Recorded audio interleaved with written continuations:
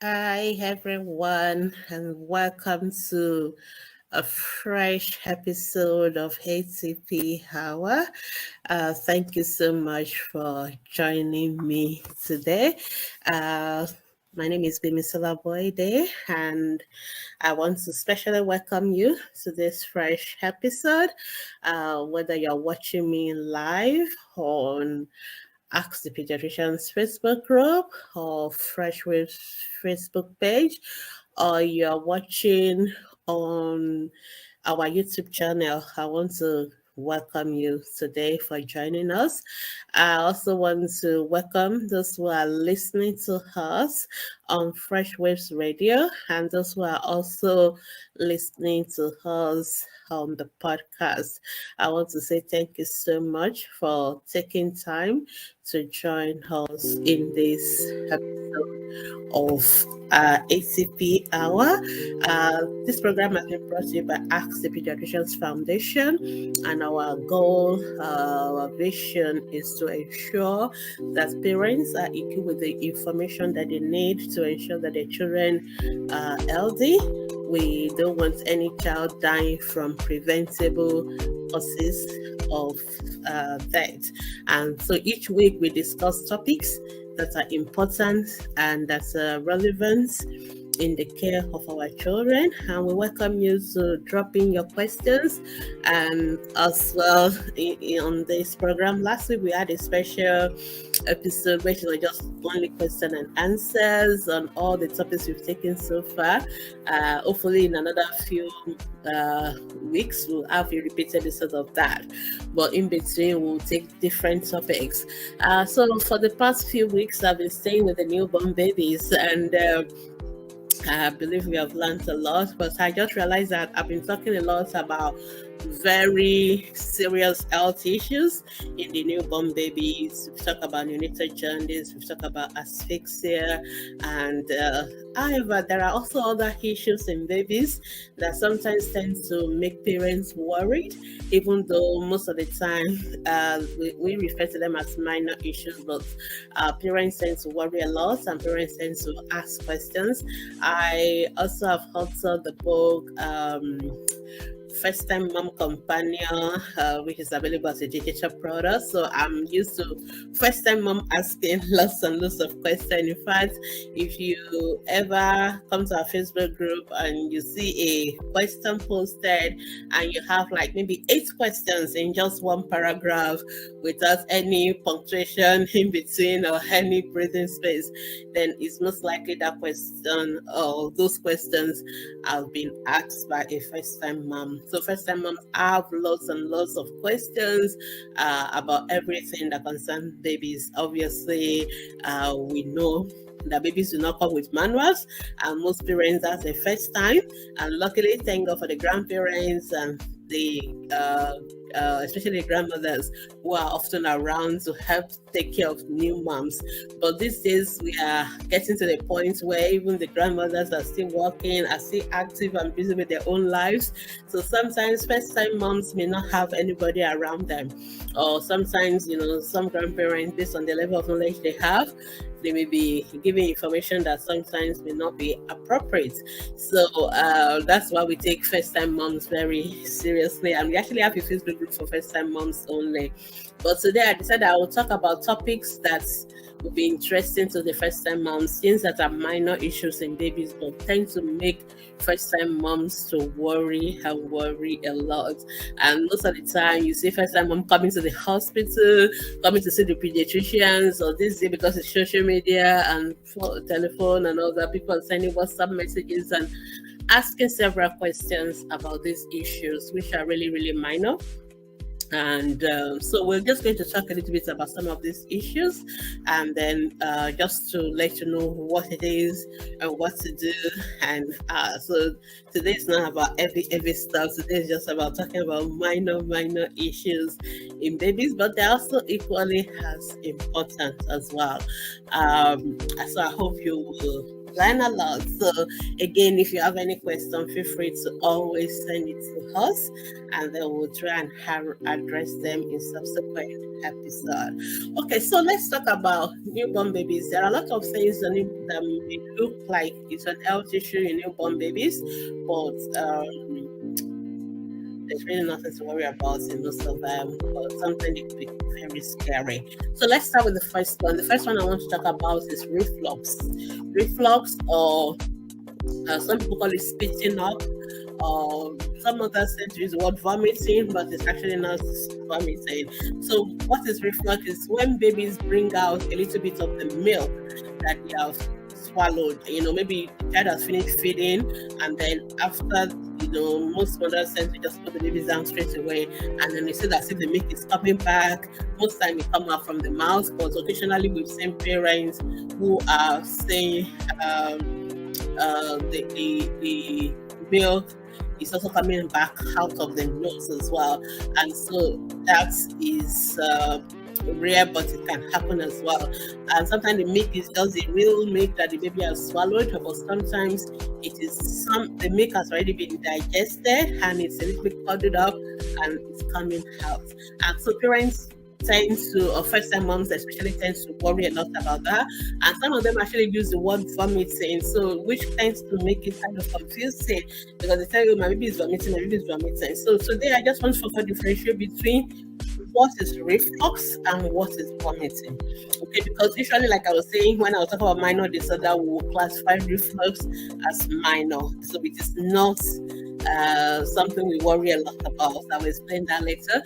But it is different from vomiting, because we worry about vomiting in newborn babies, or any baby for that matter. Vomiting is a serious symptom, whereas reflux is not. So how do you differentiate between reflux and vomiting? Number one, reflux is something that is passive. It is something that just comes out effortlessly. It's just a little bit of milk just spitting out. Maybe it's otherwise wet, maybe it's otherwise doing anything. There's no force. It's just come out from the mouth like that. Whereas when children are vomiting, they're actually vomiting with a lot of force, so we tend to use the word like projectile. So when vomiting is coming out, it tends to travel further distance. It doesn't just flow out a little bit from the mouth. It's traveling. The child is using so much effort. It's projectile. It's so much force. It's forceful. Let me put it that way. I don't want to use medical jargons. There's a lot of force involved in vomiting, and that is why, whereas in reflux, it's just a little bit of milk coming out without any force, without any much effort on the part of the baby. So that is number one. So if a milk that is coming out, it's just a little bit coming out from the mouth, and without maybe retching or without any much of force, that is reflux. But if it is coming out with a lot of force, that is most likely vomiting. Number two, reflux, whatever comes out, it tends to be little. It's just a little bit of the milk, or a little bit of the curdled milk, or partially digested milk that will come out. So it's something that will come out and you can just contain in your bib, Whereas vomiting tends to be a lot. It tends to be quite, in fact, the child may vomit everything, in fact, more than what they've eaten. So it's a lot. Vomiting tends to be forceful, and it tends to be a lot. Whereas reflux tends to be a little bit of spitting up, and it's very little. So that is another way to differentiate reflux from vomiting. Okay, and otherwise, the baby who is having reflux is otherwise well. The baby is happy, the baby is sulking, the baby is doing every other thing else. Whereas the baby who is having vomiting, they tend to be very ill. The child is very irritable. Sometimes they are vomiting, sometimes they are having fever with it. So most time, a child who is having reflux is otherwise well, but a child who is vomiting may actually not be well. May also show you all the signs of illness as well, in addition to the vomiting. So those are the three major differences between reflux and vomiting. So the most important one is actually that forcefulness and the volume. Okay, whereas reflux is not forceful, it's gentle, it's a little bit of spit up. Vomiting is forceful, and it's a lot of volume coming out, and most time the child is also ill. Now we don't worry about reflux, because the reason why babies have reflux is that they are mostly taking milk food, which is liquid, and the distance between the mouth and the stomach is actually short, and the gatekeepers, the what we call the sphincters that's supposed to keep that space closed is a little bit not fully mature yet, so it's not very effective. So it's easy for milk to go back from the stomach into the esophagus, back into the mouth, and for it to come out. So especially if the baby is also, babies tend to be in what we call recumbent position most of the time. They're often lying down, so it's very easy for the milk to flow back. So that is actually what is happening in reflux. And as long as babies are on liquid, they are likely going to be having reflux. Okay, so we know that is what is happening, and we're not worried about it. So what we just normally recommend for mothers or for parents is that for babies, when you finish feeding them, don't quickly put them down flat. Okay, remember what I just said. Now, if you put them down flat, it's a short distance. The sphincter that's supposed to keep the gates open is not very effective. This liquid food, so it's easily flow, and it will flow back, and then it can come out through the mouth. Even sometimes it can come out through the nose as well. So that is why you don't put down babies immediately after feeding them. Try and keep them upright, maybe 15 minutes, maybe 30 minutes. You can hold them. If you are busy, you can put them in something that can keep them upright and tilt them, but we prefer you hold them in your hands and try and rub their back, buff them up, so that the gas can come out. Because sometimes, the reason why sometimes it come out through the mouth and the nose, and which case it may look a little bit more forceful, is because sometimes the gas is also trying to come out. The hair that baby has sucking, which is what comes out when you are bopping the baby, that is trying to come out, and at the same time the milk is also coming out. So there are two things trying to come out at the same time, and that tends to make it a little bit more, forceful, and that is why sometimes it comes through the nose. But if you have bopped them and the gas itself is out separately, then even when the milk is going to be out, it's going to be a little. Now, let me just say that this method of keeping baby upright, 15-30 minutes, and rubbing their back before putting them down, is not going to eliminate reflux, okay? It's not going to make it disappear completely, because a lot of mothers always tell me, oh, I keep my baby upright, I do that. So why is baby still having a reflux? So it is not meant to eliminate the reflux, okay? It's just meant to reduce the chances of it happening or a lot, and actually the chances of it coming through the nose is reduced significantly. So we are not saying that as long as babies they are on liquid diet, usually for the first 6 months, or even sometimes up to 1 year, they are likely going to still keep having the reflux. So we are not worried about it. Usually most times babies are gaining weight, they are well, they are fine, we're not worried about it. So all you need to do is keep them upright, and then they'll be fine. Some babies actually have what we call reflux disorder. They have a very severe form of that reflux, that no matter what you do, keeping them upright and all that, they keep on bringing back almost all the milk, and those children are losing weight and all that. They have a disorder. Those are the ones that we need to see as pediatricians. That is when you need to come to the hospital. And for those ones, we may have to give them like medications, or we even have to thicken their milk. We have what we call breast milk thickener. Sometimes we have to give them some medications to reduce that tendency for them to reflux. So that is a different case scenario. We call that a reflux disorder, as against the usual minor reflux that most babies will have, because of what I've told you about the distance being short, the liquid food and all that, or being put down flat almost immediately after feeding. Those are minor ones. For those ones, you don't need to call your pediatrician, you don't need to come to the hospital, you just need to keep the baby upright and watch. And as baby by the time they get onto solid diet, by 6 months, when you start giving them complementary feeding, then they will be less. Of course, you're still giving them milk, so they will still have a little bit of it, but it won't be as much.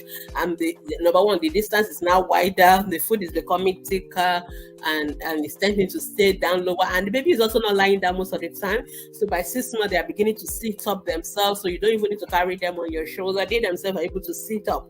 So the incidence of reflux tends to reduce by 6 months when babies go on solid diets, when they start sitting up by themselves, and of course they are getting bigger as well. So, but for the newborn babies and for the younger babies, you don't need to worry and you don't need to panic about reflux. But remember what I said about vomiting. So if a baby is vomiting, that is a serious symptom. You must bring that baby to the pediatrician, because there are causes of vomiting like infections, so many other things, even obstruction in the intestine and all that we need to evaluate for and we need to treat immediately. So vomiting is a dangerous symptom and it's something that you need to come to the hospital for. But reflux is a minor issue and you don't need to come to the hospital for us. As always, if you are not sure, you are welcome to ask the pediatricians. You can ask on our Facebook group. You can also ask us on any of our social media platforms, or you can actually go to the hospital and see your own pediatrician as well. So that is what we will say about that.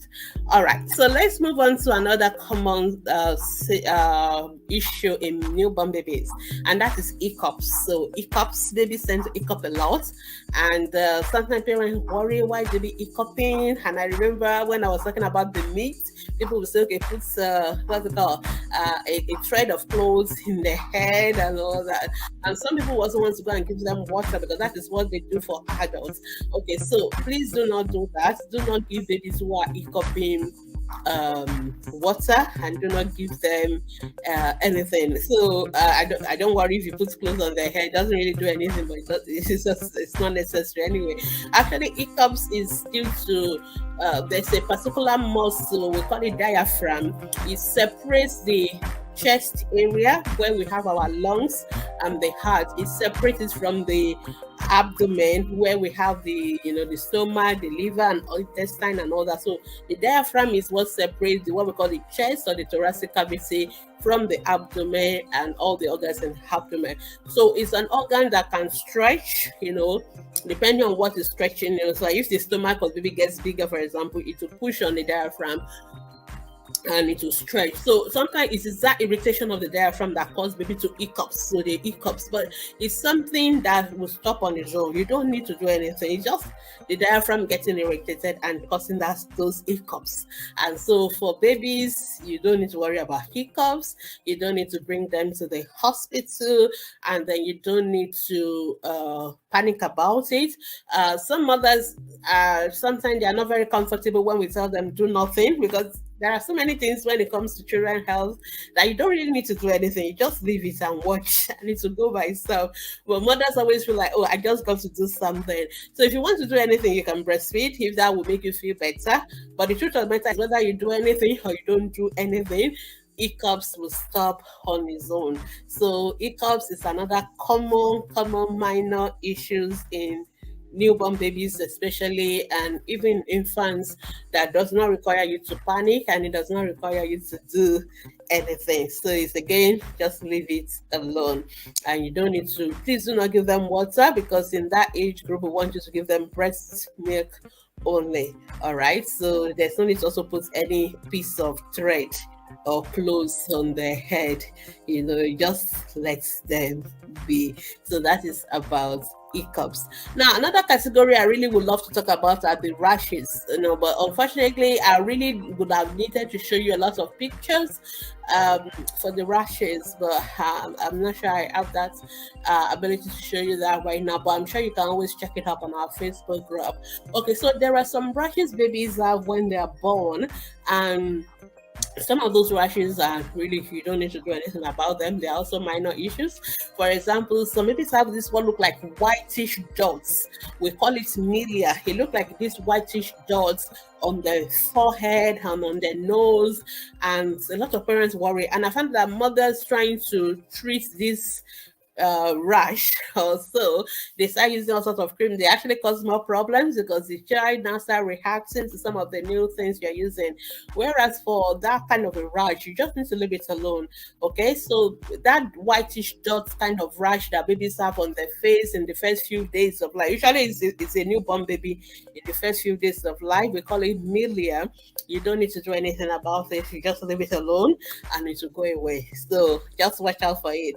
I'm sure most of you know what I'm talking about. It's literally it's like a white dot, and it's on the forehead. It's not in the mouth, so that one's the difference. It's on the forehead, on the nose, and it will be just all over the face like that. So we call it milia. It's a minor rash in babies, and you really don't need to do anything about that. You just need to leave it and let this go away. Another minor issue is also that some babies actually have what we call like itch rashes as well. Again, this is a minor issue in babies, but it's actually common in Africa because we have this culture where we believe that babies have to be warm, they must not be cold, even though we already live in a very cold and humid environment. So a lot of people, when babies are born, we are wrapping them up. We wear like 3 layers. They have the inner vest, they have the main clothes, and they have a sweater on top. And it's almost like it is in the constitution that babies must always have the cap on their head, they must have the mittens on their hands, they must have the socks on their legs, and then we still wrap them up in shawl again. And the room is a hot room with no AC, no fan, the windows closed, all because we don't want babies to catch breeze or cold. And then the babies are sweating, and then they sweat, and of course, because they can't even they can't dry up the sweat properly, so it kind of get trapped under their skin, and that is what's from itch rashes. So I always tell mothers, when babies are having itch rashes, sometimes it's our fault because of all that I've just said now, the way we overdress babies. So the most important thing to remember is that you dress babies according to the weather. Okay, so a lot of people always ask me, what do I mean dress baby according to weather?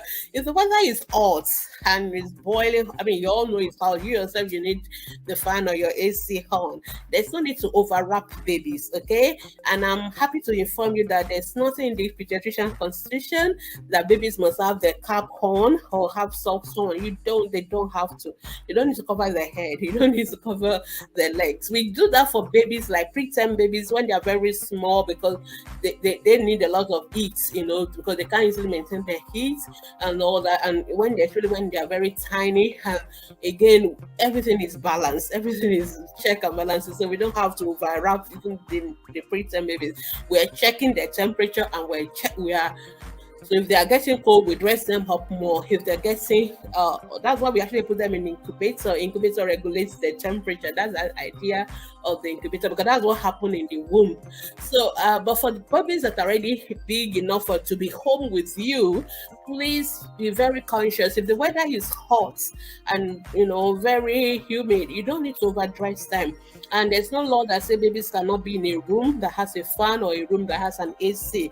Everything is about regulation, making sure everything is at the right. So we want temperature alive. 25 degrees is fine for babies. It can be lower depending on the outside weather temperature. Okay.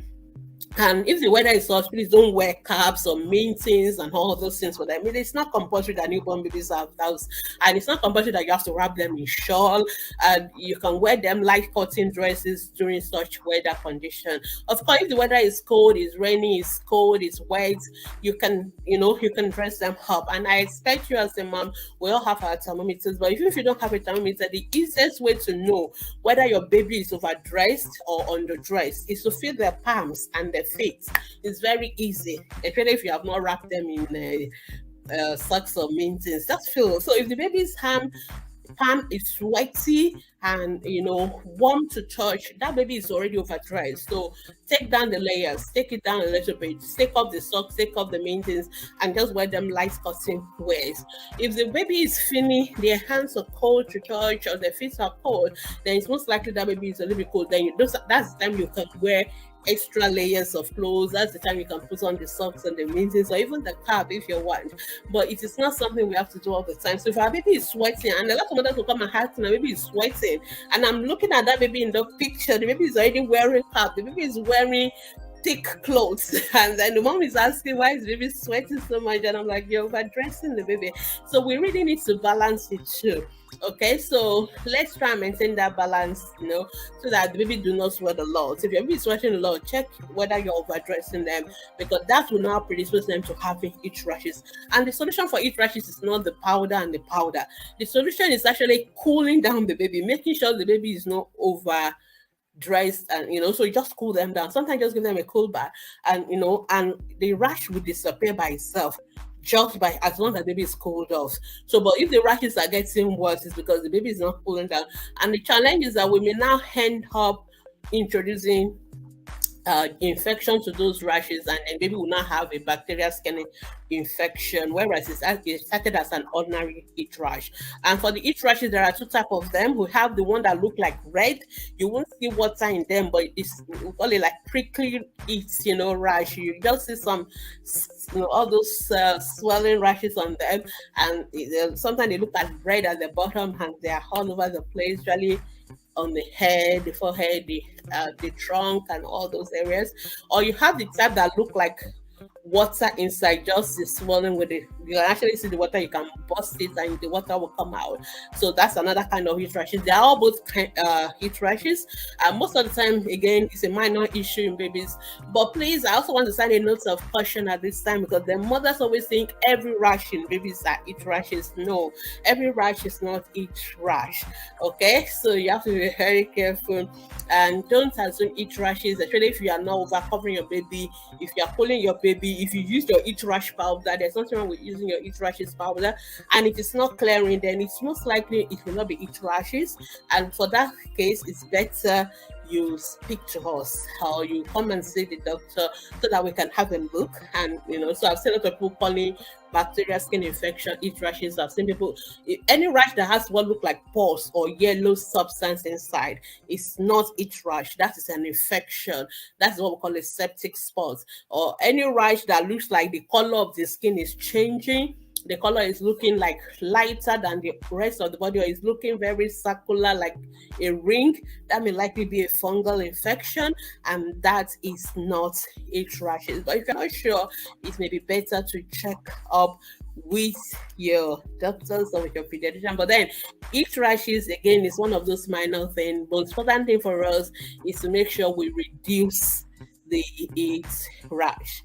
Okay, so I've talked about, we're still talking about common issues in babies that worries parents and that we really don't need to worry about. So let me go on now. I'm going to talk about the next one, which I'm still going to classify it as minor issue, is colic. I know most mothers will not agree with me that infantile colic is a minor issue. They see it as something serious, because again, it's one of those common things in babies, and it's as if the babies are they're always crying, and that could be very, very distressing rather to parents.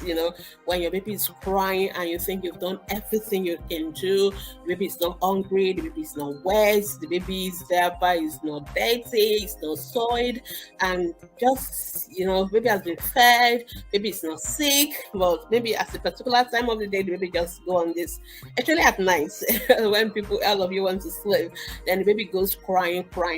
So most of the time, most of those babies have colic. Some of them may also cry, they may be stretching and turning. So a lot of parents think they have abdominal pain. No, they don't have abdominal pain, they don't have abdominal discomfort. And I know some of them, when they pass gas or pass through, they feel better. The truth of the matter is that we don't really know why babies have colic. We don't know. But it's one of those things that babies do have. I'm saying that loosely, but I know we have a lot of theories behind colic. But bottom line, when we talk to parents, we don't know why babies have colic, and it's not because they are sick.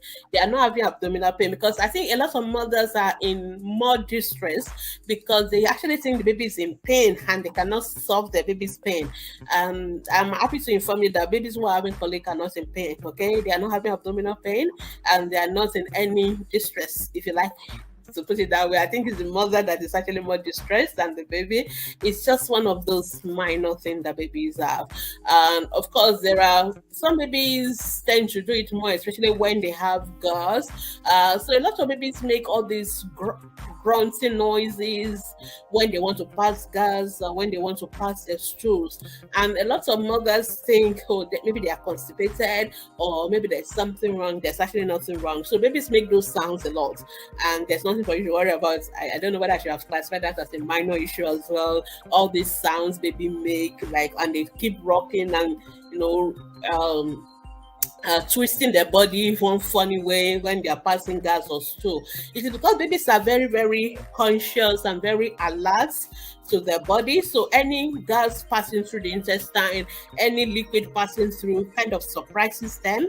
And when so they kind of feel it and they kind of respond to that. And sometimes they make those noises and they twist their bodies. And eventually when they pass the gas or when they pass the stool, which is usually normal soft stool, not starch, not like constipation, the one adults do have when they are doing that, you know that they feel better and they stop that. So it is also, again, nothing to worry about. So colic is one of those things I always tell parents it to come to pass. Okay, just hang in there. So we tend to define colic as babies crying more than 3 hours a day, more than 3 days a week for 3 weeks. So that is a way of, you know, it's just a kind of a mnemonic for people to remember, but it doesn't always have to follow all those 3 days, 3 weeks kind of pattern. But the issue here is that baby who is crying, and you've done everything, you know, you've taken care of all the causes of crying in babies, and baby is still crying, and maybe it's well, maybe it's fine, maybe it's not sick. So that is most likely colic or infantile colic. And what do you do? So in terms of management for colic, babies react to different things. So some babies like if you just, you know, rock them or, you know, cuddle them, you know, some babies react to that. Some babies react to movement.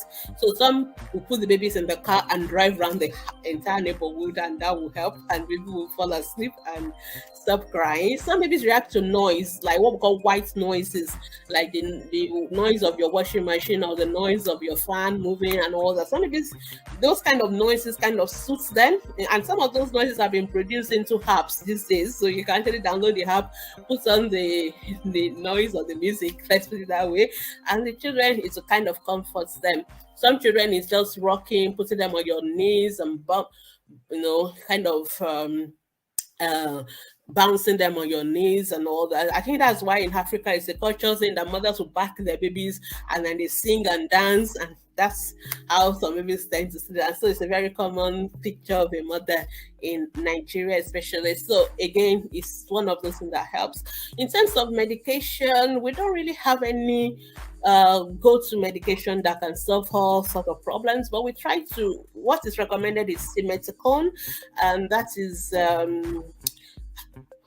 popularly called Infacol. There are other brands. I think I've seen Colibel, but they are all the same, containing simeticone, and it's more of a gas relief kind of medication. So it tends to make it easier for the babies to pass out the gas, because I guess that's another thing that tends to make the babies cry unnecessarily just for them to pass their gas.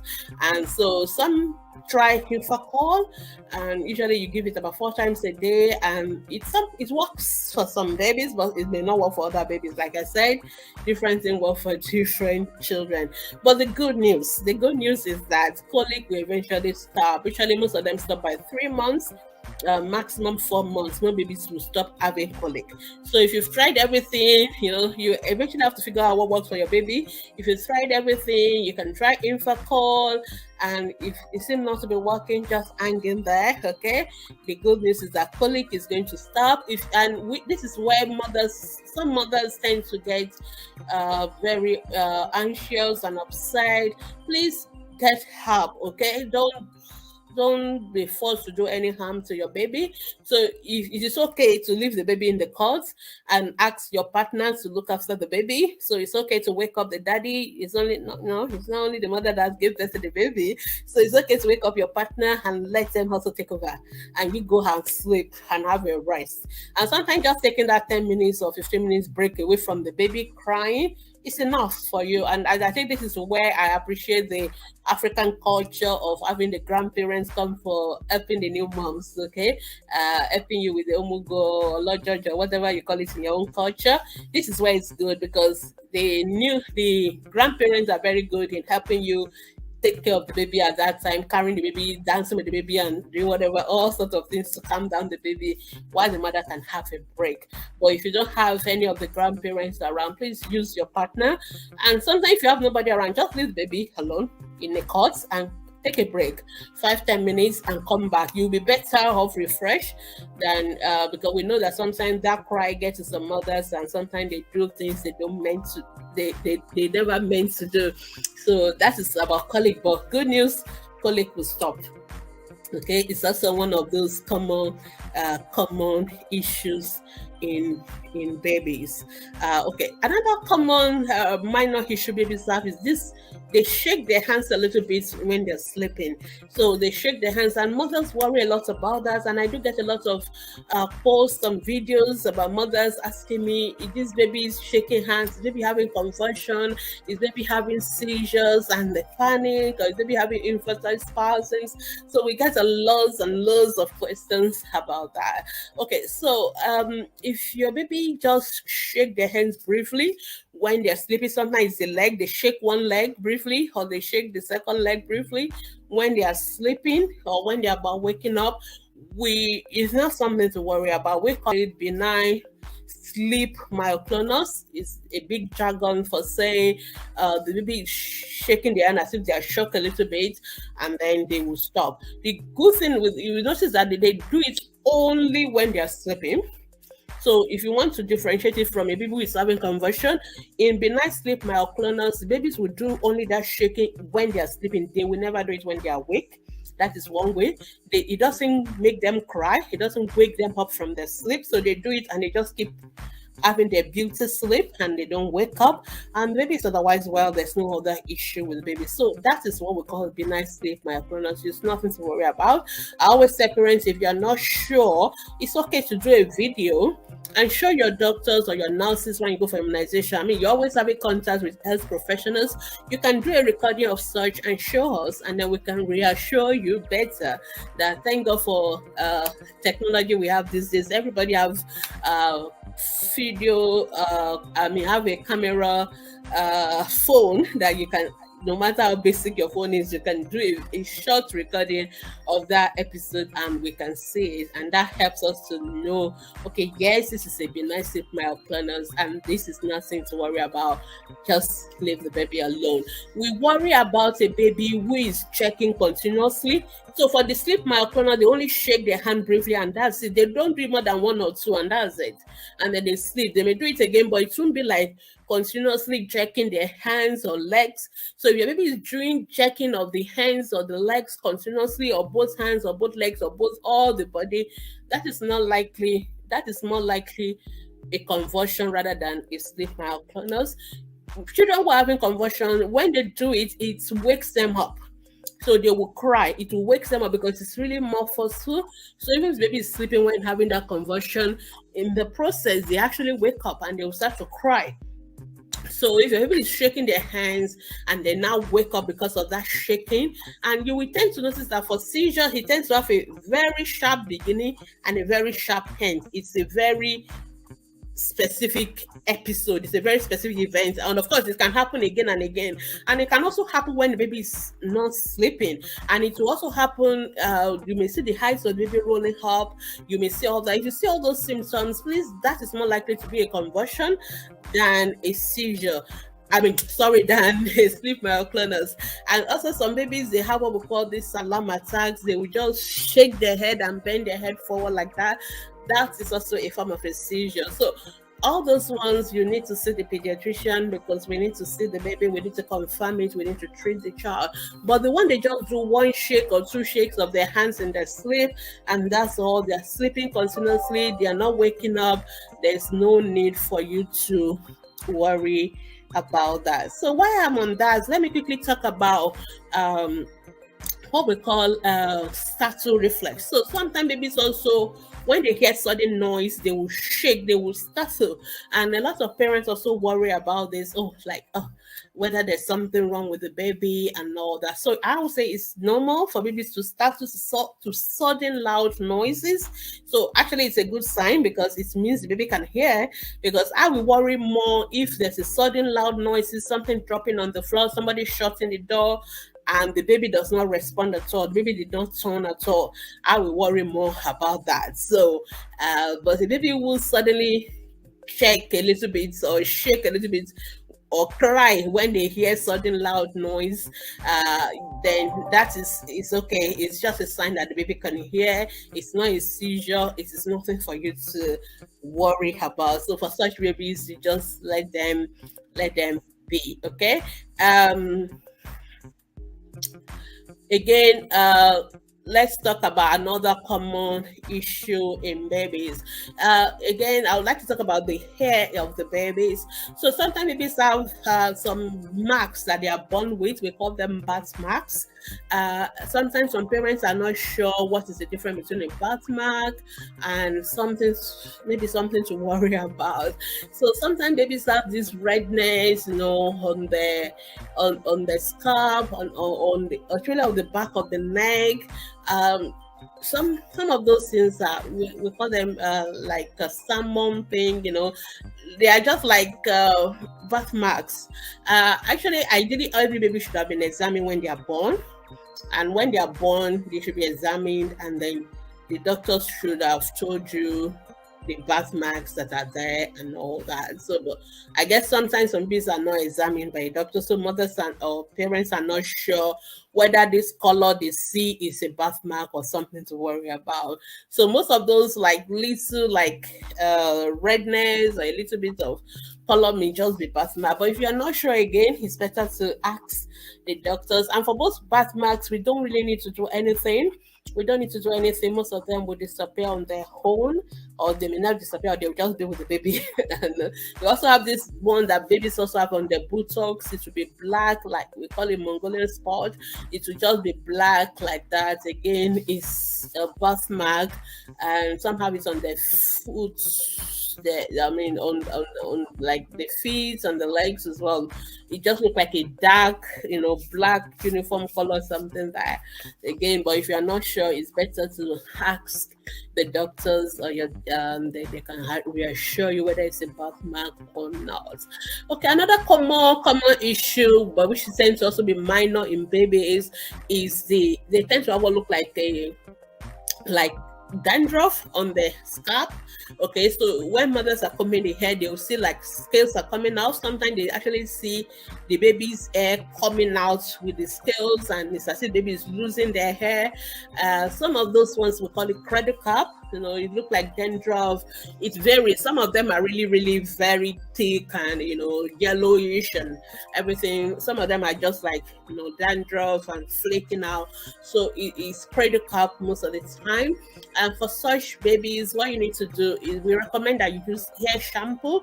So you can actually, in the night before, you can use the like olive oil to soak the hair. It will kind of soften the cradle cap on the baby's scalp, and then in the morning you use a liquid hair shampoo to wash the baby's hair. When you finish washing, then you use the comb and comb out all the flakes, gently comb out all the flakes. So if you do that consistently within 1 week or 2 weeks, all the cradle cap will be gone. So it's a minor thing. It's something you can handle by yourself at home. You don't really need to rush to the hospital for cradle cap. But some mothers do all that, and it's really very serious type, and it's not going away despite all the soaking with oil and washing with baby hair shampoo in the morning and combing it out. It's still really thick and present there. Then you need to see your pediatrician, because we may have to give you different kind of hair shampoo treatments and something maybe medical, so you will have to see us. But the most of the babies is something that you can solve on your own. Okay, another common one I'm still on the head is the what we call caput. So when babies are born, most babies are born with their head pushing through the birth canal.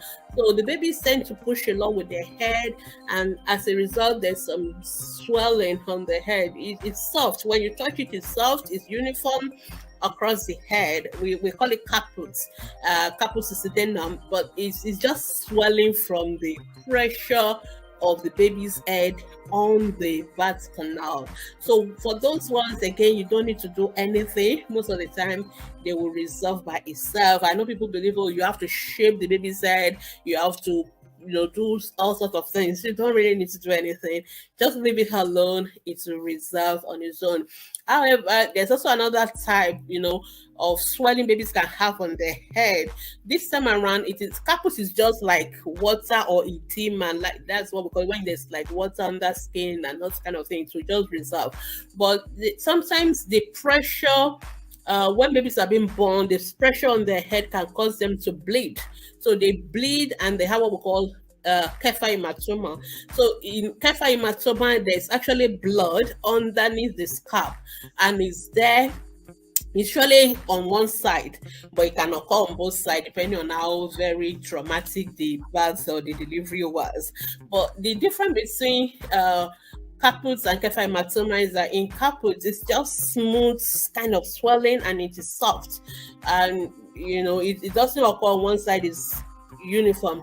Whereas in kefa hematoma, there's actually blood and it is kind of trapped, underneath the scalp there, and it's usually located on one side. It's usually tend to be bigger and more well shaped, distinct shape than that of caput.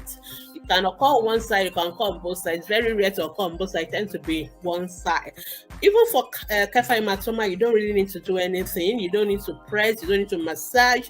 This is why I'm actually having this talk, because parents, mothers especially, want to do a lot of things. They want to massage and use hot water and all those kind of things. Please don't do that. Just leave it alone.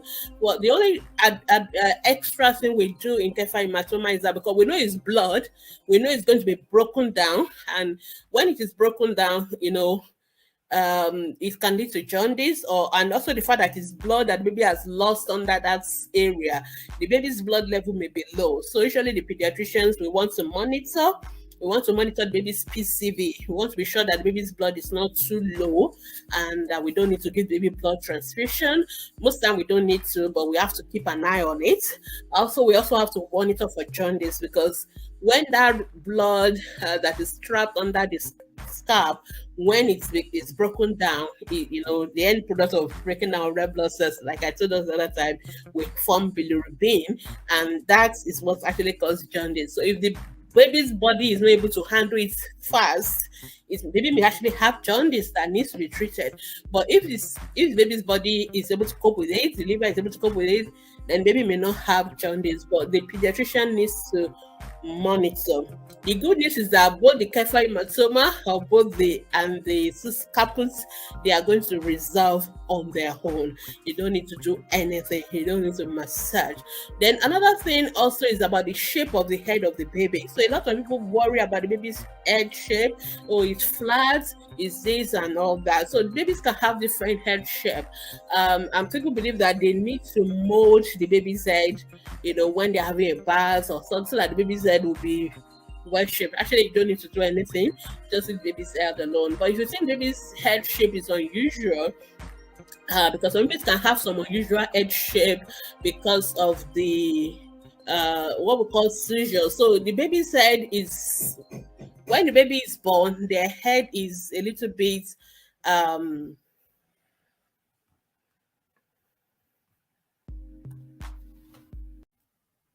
okay, by design, the baby's head have spaces because the brain of the baby is not fully formed at birth, and so knowing that the brain is going to get bigger.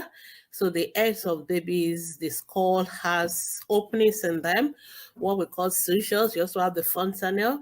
The idea is that as the brain gets bigger, because of those openings, it will be easier for the head to get bigger. I mean, as the brain goes bigger, the skull will expand to accommodate the growing head or brain of the baby, so the baby's head will get bigger, and so that is why you have those sutures. However, in some babies, for some reasons, those sutures can close prematurely, and sometimes if one closes, that means that area will not be able to expand as the other areas are expanding, and that may cause kind of abnormal shape of the baby's head. So if your baby's head is not growing, or the baby's head is growing in a particular shape that you're not sure, it may be better to see a pediatrician just for us to check and make sure that it's not one of those conditions we call craniosynostosis, where the sutures are prematurely fused and therefore giving the baby's shape. Most time there's nothing we're going to do, but if there are so many of them fused and baby's brain is not able to grow, there are other things that the neurosurgeons may be able to do about that. But most of the time, the baby's shape of the is something that can still reshape as baby gets older, and it's not something to worry about. Though there are some other conditions where babies can have abnormal shape of their head. For example, preterm babies tend to have flat back of the head, because most of the time they're always lying down on their back, and because they are they don't make a lot of movements, so they tend to stay in that position. Most other babies that are active don't stay in one position, so they don't lie down continuously in one position, they will move around, and so they don't have that indentation or flattening of the back of their head. Again, most time we really don't do anything about it. Also, some babies, like babies with Down syndrome, they may also have some shape of the head, but that is just part of the genetic condition, and there's nothing to worry about. So basically, I'm just trying to say we don't need to start panicking or worry about the shape of the head of the baby, and you should just leave it alone and let it be. All right, I think on that point, I'm just going to end. So today we've been talking about minor disorders in babies. We've talked about reflux, we've talked about hiccups, we've talked about colic, and like most of the time, you just find out that for this kind of minor issues, we just tell you, don't worry, leave it alone, and it will resolve by itself. But the most important thing I think you should take away is the other things that may not be normal, that are more serious, so versus the one that are minor issues, so that we don't mix them up together. We also talk about birthmarks, and we've talked about shape of the head, the capules, the carpal hematoma, and all those are. And we also talk about benign sleep myoclonus. So, but the most important thing again, make sure you don't miss the serious ones, okay? Those are the things that we should not mix. So things like colic, reflux, hiccups, they are going to go away by themselves. But please do not confuse vomiting with a child who is having reflux. That is very, very important. Also, things like benign sleep myoclonus, it's nothing to worry about. They're going to resolve by itself, but please do not miss a child who is having seizures. Okay, we also talk about minor rashes like milia or itch rashes. We also call it malaria. They are going to resolve by itself, but please don't mix it up with children who have maybe skin infection or other serious skin rashes. So again, if you are not sure as a parent, I know that most of you don't like to disturb your pediatricians, so if you are not sure, it is better to rather disturb us and just know why your child is having this issue, and then you can present the child to the hospital, and then we can take it up from there. And so thank you so much for listening. We're going to stop at this point. Remember, if you have any question, feel free to post your question on any of our Facebook groups. We have our Ask the Pediatricians, which is the main group, and where you can ask your questions Monday to Saturday. And then we also have our First Time Moms Facebook group for the first time mothers. I think you are the one that today's topic is really for. So I recommend that you join our Facebook group. And we also have the one for the ATP family, and we have the one for ATP Still a Mom. You can ask your questions on any of these platforms from Mondays to Saturday, and our professionals will be there to be able to provide you some support. And of course, you can also email me at drgbemisola@askthepediatricians.com if there are any topic that you think you would like us to feature on this platform. Of course, also watch out for our live ATP hour question and answer sessions where you can actually call in with your questions. And like we did last week, we're going to do another one very soon. We'll definitely give you enough notice to join us for that. So thank you so much, and I will see you again next week, God willing, when we'll be discussing another very important topic that has to do with the health of our children. But for now, it is bye from me. Bye.